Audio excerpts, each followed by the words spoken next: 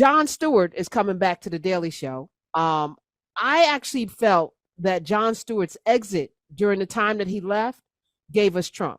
That had Jon Stewart been banging every day the way only Jon Stewart could on those airwaves, he would have ridiculed Trump because he had that audience. Before Joe Rogan had the audience, Jon Stewart had it. He would have derailed Trump and excoriated him in a way that it would have rendered him impotent. I mean, I think he already might be, but politically impotent. And I don't know though if him coming is he the same Jon Stewart? And I feel some ways because they didn't give it to Roy Wood Jr., our brother from another mother as well. Now is Roy coming back? So Comedy Central announced Jon Stewart's returning as part-time host and executive producer of The Daily Show. He will host episodes every Monday through the election cycle. Of course, he hosted from 1999 to 2015. He had a show on Apple called The Problem with Jon Stewart, and there was a problem because he and Apple could not come to agreement around content. I think it abruptly ended, according to several people, because of creative differences between Jon Stewart and Apple. Is this good? Is this good, John? As a political pundit, Don Calloway, are you looking forward to Jon Stewart coming back in this space? Yeah, I think Jon Stewart's talented, so I'm always entertained and informed by the things he does. I enjoy his act, right? So for me, the major thing is just like, I hate that, obviously I think Trevor Noah hit a nice little niche there for a while, but, a talent of that caliber doesn't want the job for as long as Jon Stewart had it. They obviously cycled through some diverse entrants in the post-Trevor Noah era.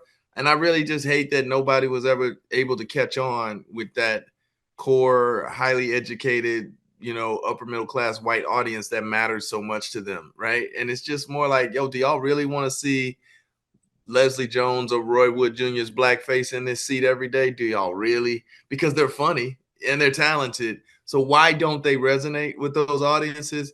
And that's kind of the main thing I think about. And it's ultimately, well, we had to go back to Jon Stewart. And like, not even like a Chelsea Handler, not even like a white woman or something. Like, how did we end up where we had to go all the way back here after cycling through these diverse candidates and maybe even seducing them into believing they had a shot? Look, I love Roy Wood Jr., fellow Alabamian and fellow baseball man, fellow black college. Like Roy Wood Jr. is one of the artists of the world that I feel like is like reflective of me if I actually had a platform or a microphone.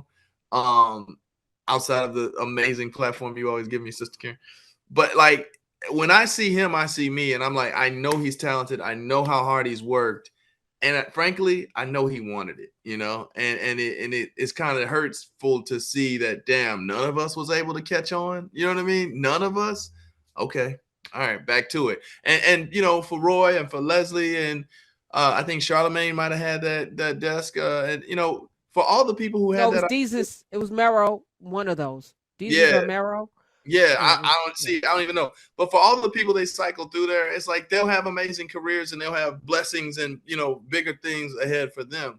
But it just, to me, shows that at the end of the day, like, real black folks, African Americans who aren't trying to sanitize themselves, still don't resonate with those certain predominantly white audiences. Can I ask you how you would relate that to the way that there was a primary where we could have chosen from other options on the Democratic side and ended up with Joe Biden? Oh.